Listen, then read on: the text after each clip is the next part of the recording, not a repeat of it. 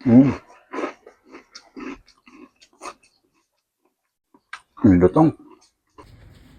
Meron pala tayong pusit dito mga idol. Lalagyan lang po natin ng asin, paminta,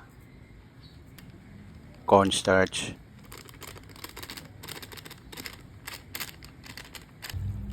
at imimekos-mekos lang po natin ito mga idol. After po natin mamekos, sa mixing bowl maglalagay lang po tayo ng harina. Tansyahin nyo na lang po mga idol yung harina kung gaano karami po yung pusit na lulutuin nyo.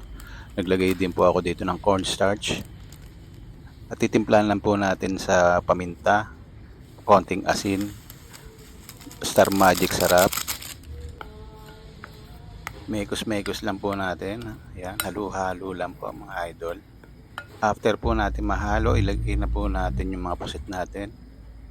I-coat lang po natin lahat ng pusit natin. After natin yung makot, iset aside lang po natin. Magpairit tayo ng mantika. After natin makot lahat, itabi lang po muna natin. Iset aside lang. After po makot natin mga idol, na po kinalabasan. Yan na po lahat ng puset. At magtitimpla na po tayo ng ating sausawan mga idol. Damihan po natin ang sibuyas. At naglagay lang po ako dito ng paminta, asin. At yun, imekos-mekos lang po natin, halo-haloin lang po natin. At yun, pwede na natin itabihan mga idol at magpiprito na po tayo.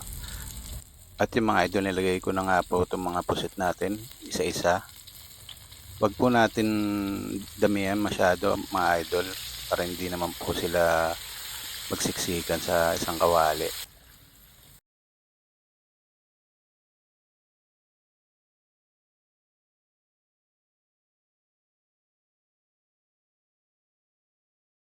After natin hanguin, ito na.